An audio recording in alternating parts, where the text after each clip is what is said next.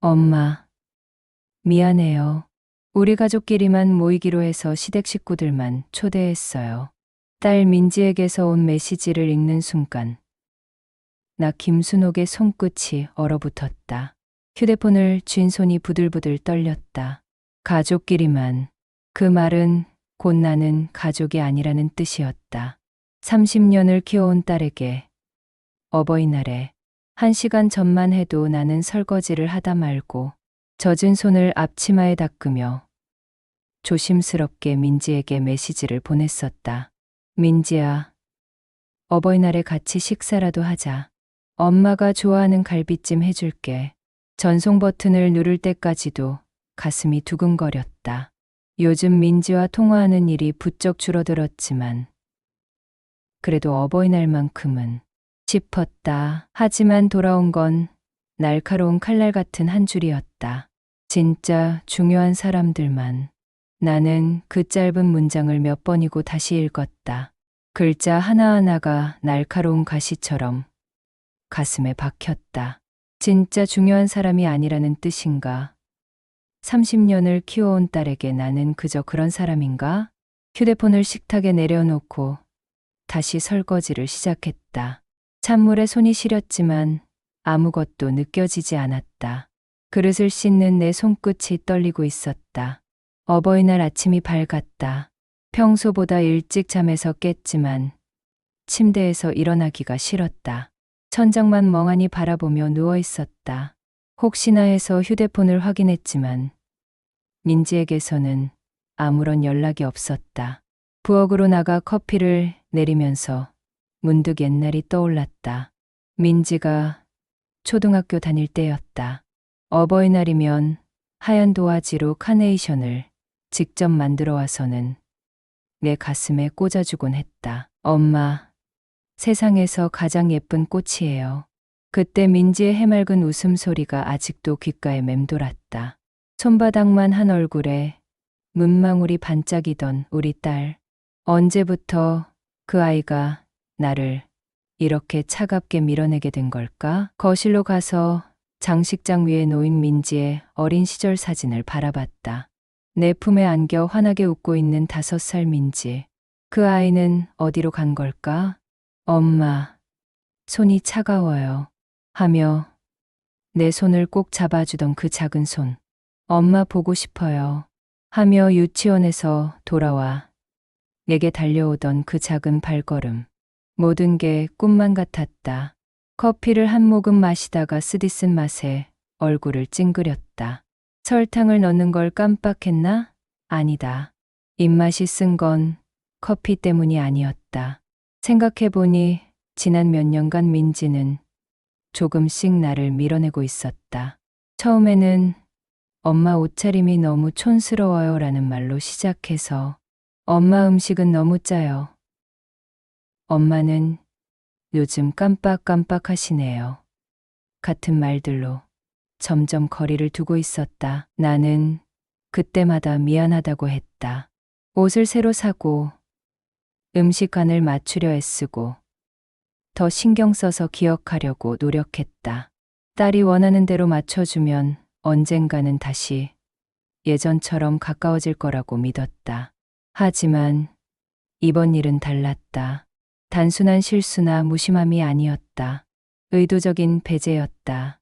핸드폰을 다시 꺼내 민지의 메시지를 읽어봤다. 진짜 중요한 사람들만. 이 말이 계속 머릿속을 맴돌았다. 나는 일어나서 거실을 천천히 걸었다. 민지가 태어났을 때부터 지금까지 키워온 이 집. 민지를 위해 마련한 책상. 민지가 좋아했던 인형들. 민지의 상장들로 가득한 벽면. 모든 것이 민지를 중심으로 돌아간 삶이었다. 그런데 그 민지에게 나는 진짜 중요한 사람이 아니었다. 가슴 한구석이 무너져 내리는 것 같았다. 동시에 이상한 감정이 치밀어 올랐다. 분노였을까? 서운함이었을까? 아니면 배신감이었을까? 오후가 되어서야 겨우 샤워를 하고 옷을 갈아입었다. 거울을 보니 하룻밤 사이에 늙어버린 것 같은 얼굴이 보였다. 아니, 원래 이렇게 늙었었나? 민지 말처럼 정말 나이가 든 건가? 저녁 무렵 동네 마트에 갔다. 어버이날 선물을 사는 사람들로 붐볐다. 카네이션을 사는 젊은 부부, 한우를 고르는 중년 남성, 저도 선물을 찾는 대학생들, 모두 누군가를 위해 무언가를 준비하고 있었다. 나만 혼자였다. 마트 계산대에서 우연히 만난 이웃박 여사가 말을 걸어왔다. 순호가, 오늘 어버이날인데 민지가 안 왔어? 응, 바빠서. 거짓말이었다. 박 여사는 아무것도 모르는 얼굴로 고개를 끄덕였다. 요즘 젊은이들이 다 그렇지 뭐. 우리 때와는 다르잖아. 집으로 돌아오는 길 문득 깨달았다. 민지가 나를 밀어내는 이유가 뭔지는 모르겠지만 이대로 당하고만 있을 수는 없다는 생각이 들었다. 현관문을 열고 들어서면서 마음속에서 무언가 단단해지는 걸 느꼈다. 슬픔이 조금씩 다른 감정으로 바뀌고 있었다. 민지야, 내가 왜 엄마를 이렇게 밀어내려 하는지 모르겠지만 나는 혼잣말을 중얼거리며 거실 불을 켰다. 이유를 반드시 알아내겠다. 그리고 그 이유가 무엇이든 나는 더 이상 예전의 순옥이 아닐 거라는 생각이 들었다. 이번만큼은 달랐다. 정말 많이. 어버이날이 지나고 월요일 아침. 나는 잠에서 깨자마자 안방 장롱으로 향했다. 맨 아래 칸 깊숙한 곳에 숨겨둔 서류철을 꺼내야겠다는 생각이 밤새 머릿속을 떠나지 않았다. 두툼한 서류철을 무릎 위에 올려놓고 천천히 펼쳤다. 30년간 쌓인 내 인생의 모든 기록이 거기에 있었다. 첫 장은 부모님에게서 물려받은 이 집의 등기부등본이었다. 아버지가 돌아가시기 전 순옥이 내가 제일 고생했으니 집은 내 이름으로 해둬라 하시던 말씀이 떠올랐다. 그때 나는 25이었고 민지는 아직 뱃속에 있었다. 그 다음엔 수십 년간 모은 적금 통장들, 주식 투자 내역서들이 줄줄이 나왔다. 민지 아빠가 사업 실패로 빚더미에 앉았을 때도 나는 이 돈들을 꺼내 썼다. 한 푼 두 푼 아껴 모은 돈으로 빚을 갚고 민지 학비를 떼고 생활비를 댔다. 엄마, 저 유학 보내주세요.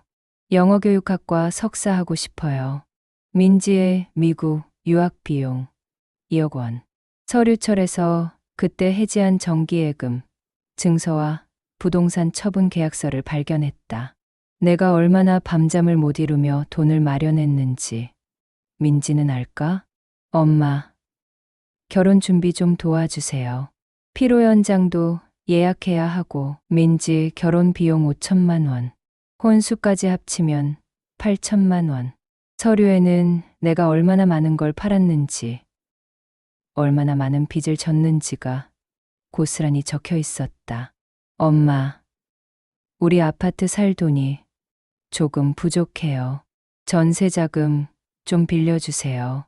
민지 부부 아파트 전세자금 3억 원.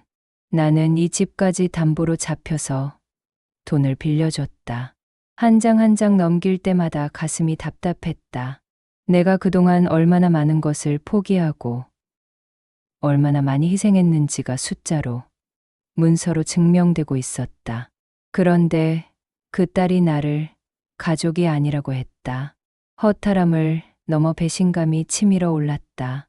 손이 떨려서 서류를 제대로 잡을 수가 없었다. 혹시나 해서 은행에 전화를 걸었다. 안녕하세요. 김순옥입니다. 제 계좌 현황을 좀 확인하고 싶은데요. 네, 고객님. 그런데 3주 전에 따님께서 연락 주셨었는데 혹시 기억하세요? 민지가요? 무슨 일로요? 어머님께서 요즘 건망증이 좀 심하시다면서 혹시를 위해 계좌를 공동 명의로 바꾸자고 하시더라고요.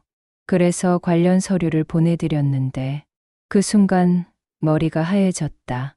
건망증, 공동명의, 서류는 제가 받지 못했는데요. 아, 그러시구나. 따님 주소로 보내드렸거든요. 따님께서 어머님이 서류를 잃어버릴까봐 걱정된다고 하셔서 전화를 끊고 나서 한동안 멍하니 앉아 있었다. 민지가 내 등 뒤에서 무슨 짓을 하고 있었던 거지. 건망증이 심하다고 서류를 잃어버릴까봐? 나는 아직 67이다. 건망증이라고 할 만큼 깜빡하지도 않고 집안 살림도 혼자서 완벽하게 해낸다. 그런데 민지는 은행 직원에게 나를 치매 환자 취급했다. 분노가 치밀어 올랐다. 슬픔은 이미 사라지고 없었다. 대신 차가운 분노가 온몸을 휘감았다. 나는 곧장 옷을 갈아입고 은행으로 향했다. 창구 직원에게 명확하게 말했다. 제 명의로 된 모든 계좌에서 공동명의 신청을 철회하고 싶습니다. 그리고 비밀번호를 모두 변경해 주세요.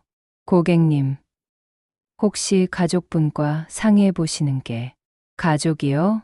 내가 차갑게 웃었다. 제 가족은 저 혼자입니다. 은행 업무를 마치고 증권사로 갔다. 거기서도 똑같이 처리했다. 주식 계좌, 펀드 계좌, 모든 것을 매명의 단독으로 바꿨다. 마지막으로 카드회사에 전화를 걸었다. 민지 이름으로 발급된 신용카드를 모두 정지해 주세요. 고객님, 혹시 분실하신 건가요? 분실한 게 아니라 회수하는 겁니다. 아, 그런데 어제까지도 사용 내역이 있는데 상관없습니다. 즉시 정지해 주세요. 모든 업무를 마치고 집으로 돌아오는 길. 이상하게도 마음이 후련했다. 30년 만에 처음으로 내 것이, 진짜 내 것이 된 기분이었다. 현관문을 열고 들어서면서 거실 거울을 봤다. 아침에 나갔을 때와는 다른 사람이 서 있었다. 어깨가 곧게 펴져 있었고 눈빛이 예전과 달랐다. 내가 아직 무너지지 않았어. 거울 속 내 모습에게 말했다. 목소리에 힘이 실려 있었다. 서류철을 다시 정리하면서 깨달았다. 이 모든 기록들은 내가 얼마나 헌신적인 엄마였는지를 증명하는 게 아니었다. 내가 얼마나 강한 사람인지를 보여주는 증거였다. 한 푼 두 푼 모으고 위기 때마다 가족을 지켜내고 아무 말 없이 모든 걸 감당해온 내 자신. 그런 내가 민지에게는 가족도 아닌 사람이었다고? 핸드폰이 울렸다. 민지에게서 온 전화였다. 하지만 나는 받지 않았다. 세 번째 벨이 울릴 때까지 기다렸다가 전원을 껐다. 오늘부터는 내가 원할 때만 전화를 받겠다. 내가 하고 싶을 때만 만나겠다. 내가 주고 싶을 때만 주겠다. 30년 만에 처음으로 나 김순옥이 중심이 되는 삶을 시작하는 거다. 3일이 지났다. 민지에게서는 아무 연락이 없었다. 예전 같으면 초조해서 먼저 전화를 걸었을 텐데 이상하게도 마음이 평온했다. 대신 나는 그동안 미뤄두었던 일들을 하나씩 정리하기 시작했다. 화요일에는 변호사 사무실을 찾아갔다. 유언장을 수정하고 싶습니다. 젊은 변호사가 기존 유언장을 살펴보더니 고개를 끄덕였다. 현재는 모든 재산을 따님에게 상속하도록 되어 있네요. 어떻게 바꾸고 싶으신가요? 절반은 사회에 기부하고 절반만 민지에게 주세요. 단, 조건이 있습니다. 변호사가 펜을 들고 기다렸다. 월 1회 이상 안부 연락, 연 2회 이상 직접 방문. 그리고 제가 아플 때 돌봄 의무를 다할 것. 이 조건을 지키지 않으면 그 절반도 모두 기부합니다. 어머님, 그런 조건은 법적으로 가능한가요? 없는가요? 가능하긴 합니다만, 그럼 그렇게 해주세요. 수요일에는 보험회사와 은행을 돌았다. 민지를 수익자로 해놓은 보험들을 모두 해지했다. 그리고 민지 명의로 만들어 놓은 적금들도 모두 내 이름으로 바꿨다. 담당 직원이 걱정스러운 표정으로 물었다.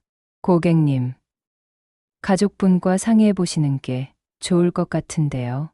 제가 번 돈을 제 마음대로 하는데 왜 가족 상의가 필요합니까?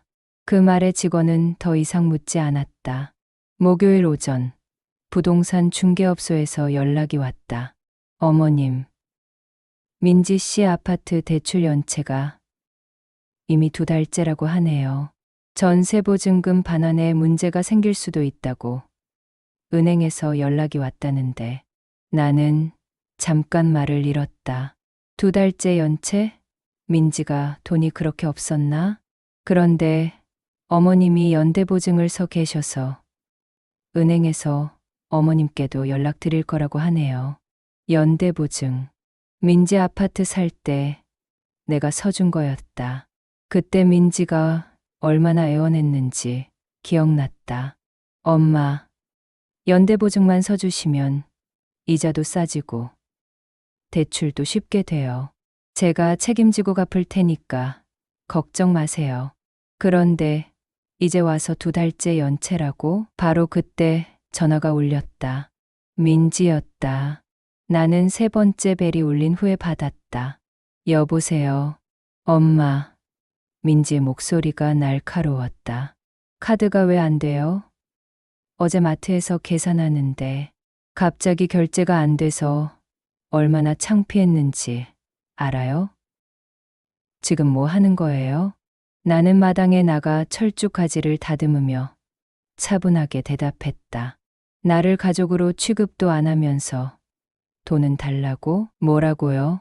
가족끼리만 모인다며? 나는 가족이 아니라며? 그런 가족이 아닌 사람한테 왜 돈을 요구하니? 민지가 잠시 말이 없더니 목소리 톤을 바꿨다. 엄마, 그게 그런 뜻이 아니었어요. 시댁에서 조용히 하자고 해서. 민지야, 내가 말을 끊었다. 엄마가 바보인 줄 아니? 아파트 대출 연체된 것도 다 알고, 은행에서 공동명의 하려던 것도 다 알아. 전화 너머로 민지가 당황하는 소리가 들렸다. 그건 엄마를 위해서, 누구를 위해서? 엄마가 나이 드시면서 깜빡깜빡 하시니까 혹시라도 하는 마음에서. 나는 깊이 숨을 들이쉬었다. 민지야, 오늘 저녁에 집으로 와. 할 얘기가 있어. 엄마, 저 바빠서 안 와도 돼. 대신 앞으로 나한테 연락하지 마.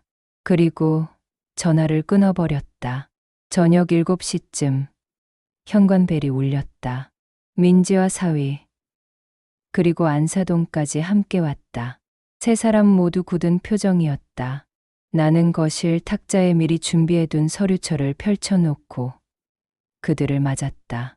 어서 오세요. 오랜만에 뵙네요.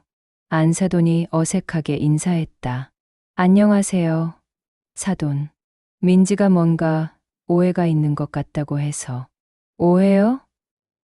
나는 서류철을 가리키며 말했다. 이게 오해입니까? 첫 번째 서류를 들어 올렸다. 민지 유학비용 영수증이었다. 민지 미국 유학비 2억. 이 집 담보 대출로 마련했어요. 두 번째 서류, 민지 결혼비용 8천만 원. 내 적금 다 깨서 줬어요. 세 번째 서류, 민지 전세자금 3억. 이것도 이 집 담보로 빌려준 거예요. 민지가 얼굴이 빨갛게 달아올라 소리쳤다. 엄마, 그걸 지금 따지는 거예요?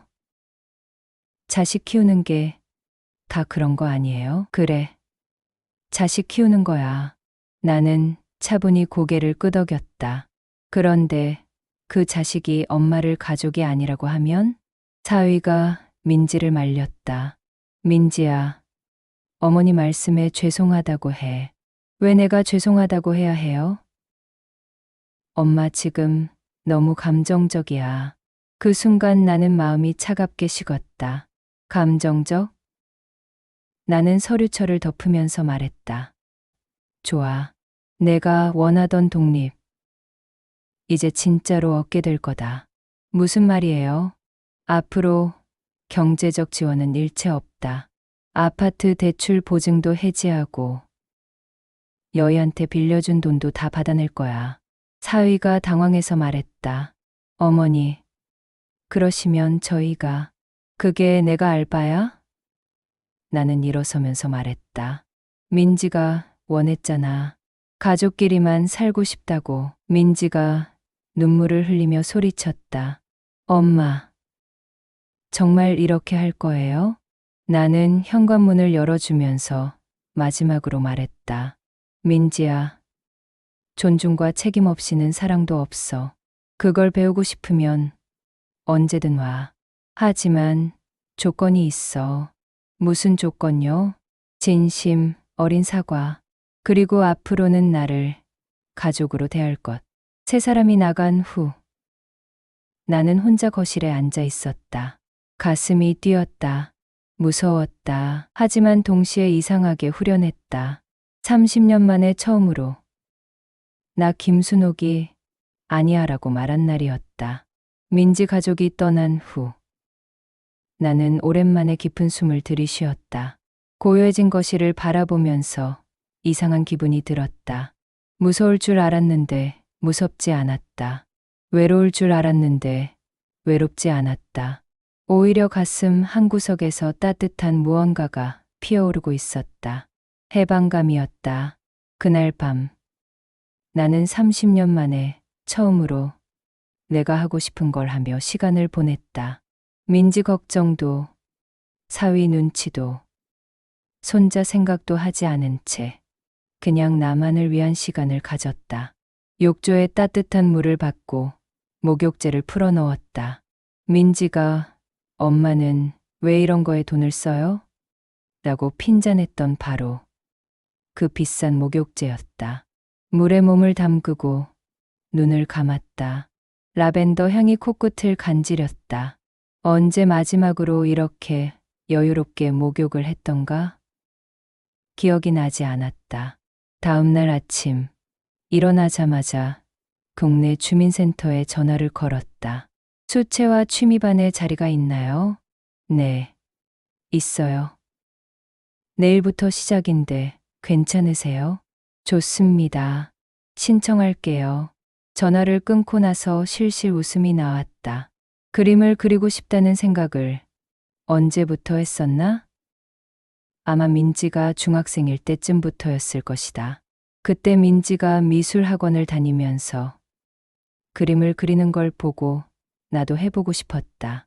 하지만 그때는 민지 학원비, 학원 간식비, 미술용품비에 돈이 다 들어가서 내 취미 생각은 할 수 없었다.